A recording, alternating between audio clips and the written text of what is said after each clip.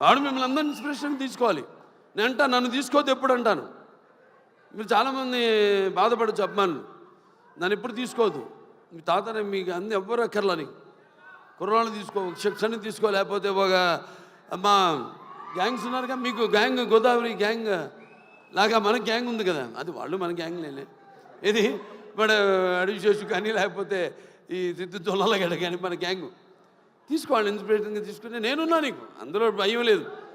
నేను 20 సంవత్సరాల ముందు ఆలోచిస్తుంటా, ఇప్పుడు మా నాన్నగారిలాగే జనం అనుకునేదానికంటే ముందు, కోరుకునేదానికంటే ముందే. ఎందుకంటే మేమంతా అయితే నిత్యావసర వస్తువులు లాంటి వాళ్ళం.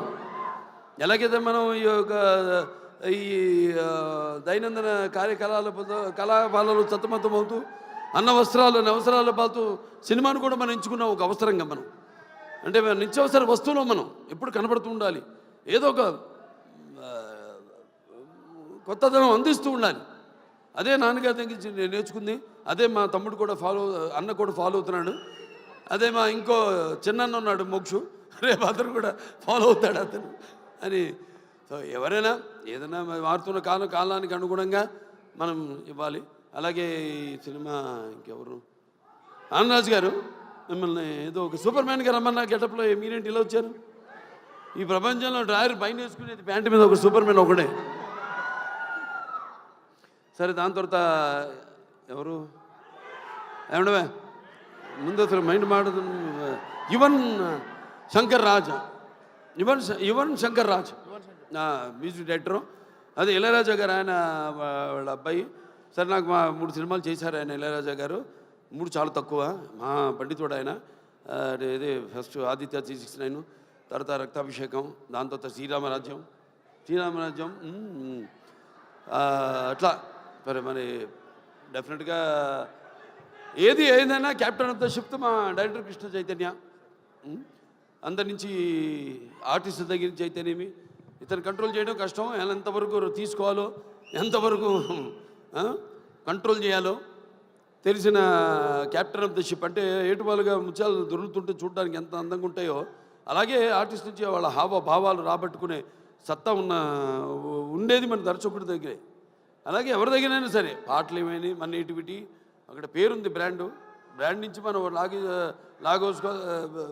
లాగాల్సింది మన దీనికి అనుగుణంగా మనకున్న ఈ పరిసరాలు, వాతావరణం, దానికి అనుగుణంగా రాబెట్టుకునే బాడీలు అన్నీ డెఫినెట్గా పిక్చర్ చాలా బాగుంటుంది తప్పకుండా. ఎందుకంటే మొత్తం అందరు కూడా బాగా గేరప్ అయి ఉన్నారు.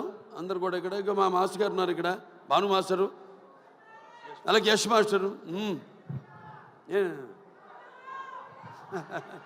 ఏం యశ్రా, నువ్వు నాతో పని చేయలేదని సెకండ్ అవ్వా? చేద్దాం తప్పకుండా. సో బాగుంది చాలా. ఇవాళ 2 పండుగలు, ఒకటి ఆయన పుట్టినరోజు జయంతి సందర్భంగా ఎంతోమంది అభిమానులు వచ్చారు ఇవాళ. అటు విశ్వక్సేన్ గారి అభిమానులు, నా అభిమానులు, అలాగే కళా పోషకులు, కళా ప్రేమికులు, అలాగే విఘ్నులు, ప్రాజ్ఞులు, అలాగే press, print and media, print and digital media అంతా కూడా వచ్చున్నారు ఇక్కడికి. అందరు కూడా నా కృతజ్ఞతలు తెలియజేసుకుంటూ, తప్పకుండా ఈ సినిమా త్వరలో ఒక మంచి కాంబో కూడా అనౌన్స్ చేయబోతాం. డిజిటల్ అండ్ శాటిలైట్ మనకు కూడా మంచి ఒక కాంబో ఉంది ఒకటి, అదే తర్వాత ఇస్తాం, మీకు అనౌన్స్ చేస్తాం తర్వాత ఏంటో అది. అందరూ కూడా పనిచేసిన వాళ్ళందరూ కూడా ముందుగానే పిక్చర్ చూడగానే తెలిసిపోయింది. పిక్చర్ యొక్క అంటే అన్నం మొత్తం ఉడికిందో లేదో చూడక్కర్లా, ఒక మెతుకు చూస్తే చాలు. మొత్తం చేయి పెడితే చేయి కాలుద్ది, ఒక మెతుకు చూస్తే తెలిసిపోతుంది అన్నం ఉడికిందా లేదా అనేది. అలాగే సినిమా ట్రైలర్తోనే తెలిసిపోతుంది. అలాగే మా నిర్మాత ఆయన ఎంతో అభిరుచి గల, ఇప్పుడు నేను సినిమా చేస్తాను ఆయన ప్రొడక్షన్లో, ఎంతో అభిరుచి గల మంచి నిర్మాత. అండ్ ఎంత సినిమా లేట్ అయినా అనివార్య కారణాల వల్ల దేనికి ఆయన కాంప్రమైజ్ కాకుండా సినిమా బాగుండాలి. అందుకే ఇవాళ ఉన్న అంటే మంచి మంచి సినిమాలు వస్తున్నాయి కాదన్నాం, అన్నీ మంచి సినిమాలే, అన్నీ బాగా చాలా జాగ్రత్తగా దగ్గర పెట్టుకుని తీస్తున్నారు ఇప్పుడు సినిమాలు అందరూ కూడా. బట్ అటు అన్ని సినిమాలు అంటే ఒకటి చిన్న పెద్ద సినిమా అని చెప్పను, సినిమా సక్సెస్ అయితే అది పెద్ద సినిమానే, పెద్ద సినిమా ఫ్లాప్ అయితే అది ఫ్లాప్ సినిమానే, అంతే కదా. సో ఏదైనా ఒక మంచి ప్యాషన్తో సినిమాను తీసే నిర్మాత ఎక్కడున్నాడు వంశీ గారు. సో త్రివిక్రమన్ గారి బ్యాకింగు అన్నీ ఉన్నాయి, ఒక రైటర్సు అందరూ, ఒక ప్రొడక్షన్ హౌస్ ఇది.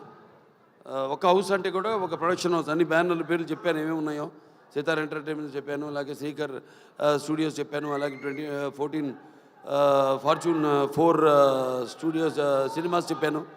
సో అందరూ కూడా ఉన్నారు కాబట్టి డెఫినెట్గా ఇది కొత్త కొత్త వాళ్ళకు కూడా మంచి అవకాశం ఇవ్వడానికి ఒక మంచి వాళ్ళందరికీ ప్రోత్సాహం ఇస్తారని అనుకుంటూ సరే సినిమా కూడా మంచి ఎప్పుడు ఫస్ట్ కదా May 31 చెప్పాడు ఆయన సెంటిమెంట్. ఎక్కడ పోయాను ఒక్కొక్కరు ఎత్తుకోవాల్సి వస్తాను, అది బాగా మాట్లాడావే అంతే, అక్కడ ఇంకా ముందుకు రాకు, ఇంకా మళ్ళీ మైకి లాక్కునేవు. నేను ఎక్కువసేపు మాట్లాడాను అనుకున్నా.